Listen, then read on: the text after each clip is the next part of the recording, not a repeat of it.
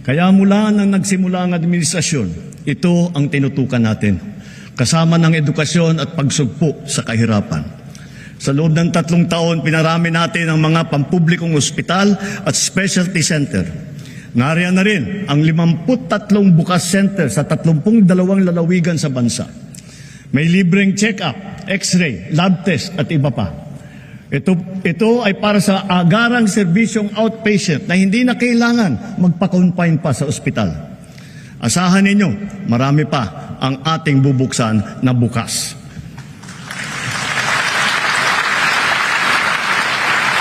At nasisiyahan ako na makapag-report na sa kauna-unahang pagkakataon, ang bawat bayan po sa Pilipinas ngayon ay may doktor. Mayroon ng magiging tagapag-alaga. Mayroon ng tagapag-alaga ng kalusugan ng mamamayan sa inyong lugar. Lahat po tayo ay miyembro ng PhilHealth. Pinataas at pinaganda na rin natin ang mga benepisyo, lalo na para sa mga karamdaman na laganap dito sa ating bansa. Kapag kayo po o ang inyong kapamilya ay may sakit sa puso, huwag po kayong mag-alala. Covered na po sa PhilHealth ang pagpapagamot ninyo para sa atake sa puso, sa open heart surgery, heart valve repair o sa replacement. At may cancer assistance fund po tayo. Pandagdag para sa pagpapagamot ng mga cancer patient natin. Hindi sakop ng PhilHealth, meron po din tayong nilaang 1 bilyon at 700 milyong piso para pambili ng mga kinakailangang gamot para sa ating mga pasyente.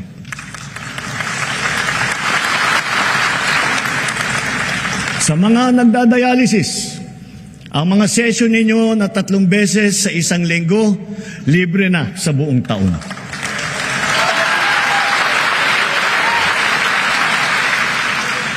Libre na rin po pati ang mga kinakailangang mga gamot.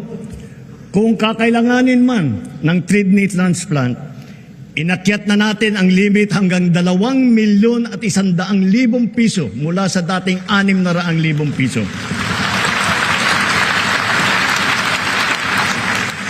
At ngayong taon, covered na rin ng PhilHealth ang mga serbisyo at gamot pagkatapos ng operasyon ng kidney transplant.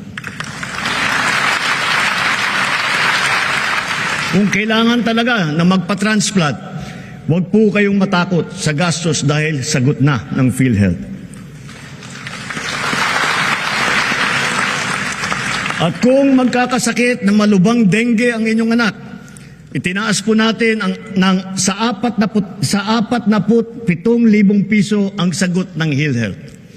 Ang pagtatanggal ng katarata ay inakyat na rin ang limit sa 187,000 na piso mula 16,000 piso. Pati ang mga sari-saring serbisyong outpatient kasama rin po ngayon ang PhilHealth. Kapag may kailangan kayong dalhin sa emergency, huwag po kayong mag-atubiling itakbo sa ospital. Covered na rin po yan ng PhilHealth. Kapag lumabo ang mata ng inyong anak at kailangan magpasukat ng grado, pati na rin ang pagpapagamot nila laban sa malnutrition, ito rin ay covered na rin ng PhilHealth. At para sa mga PWD, sakop na rin ng PhilHealth ang inyong therapy at rehabilitasyon, pati na rin ang mga mahahalagang kagamitan pang suporta para sa inyo. Pinabibilis pa natin ang proseso ng pagbayad ng PhilHealth sa mga ospital at mga klinika para naman siguradong maayos at hindi naantala ang kanilang serbisyo sa mga pasyente. Maaasahan pa rin ng mga pasyente ang medical assistance program kung kulang ang pambayad sa ospital. Mula pumasok ang administrasyong ito, nakapaghatid ito ng tulong sa higit 11.5 milyong Pilipino. Higit sa lahat, padadaliin pa natin ang proseso ng medical assistance dahil ipapasok na po ito sa ating eGov app. Mga kababayan, asahan po ninyo.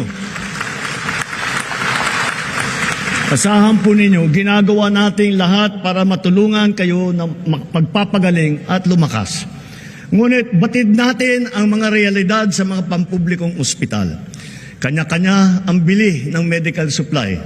Kanya-kanyang lakad ng medical assistance para sa bill na hindi kayang bayaran.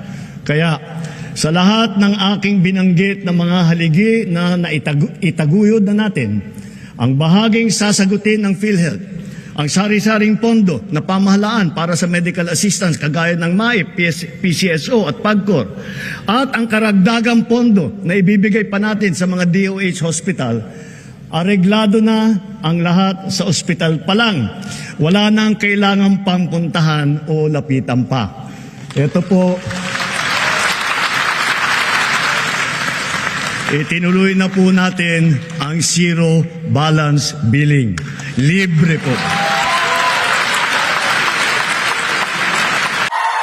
Ibig sabihin, ang serbisyo sa basic accommodation sa ating mga DOH na ospital, wala nang babayaran ang pasyente. Po, ang dami pong challenge, hindi po namin alam kung saan namin kukunin, ganon, nag-iisip kung paano namin mababayaran. Siyempre po, masayang-masaya, super saya po dahil na zero billing po kami. Opo, malaking ano po talaga, malaking tulong po. Mabilis lang din po. Bayad na ang bill ninyo. Uulitin ko, wala nang kailangan bayaran ng pasyente basta sa DOH Hospital dahil bayad na po ang bill ninyo. Naiyak ako kasi sobrang saya. Maraming salamat po, Mr. President Bongbong Marcos Jr.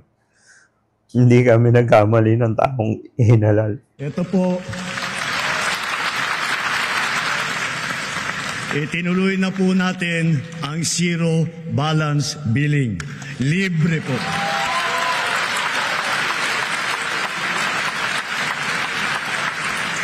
Ibig sabihin, ang serbisyo sa basic accommodation sa ating mga DOH na ospital, wala nang babayaran ang pasyente dahil bayad na ang bill ninyo.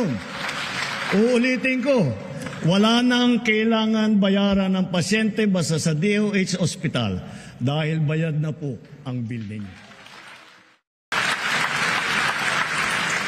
Ibig sabihin, ang serbisyo sa basic accommodation sa ating mga DOH na ospital, wala nang babayaran ang pasyente dahil bayad na ang bill ninyo. Uulitin ko, wala nang kailangan bayaran ng pasyente basta sa DOH Hospital dahil bayad na po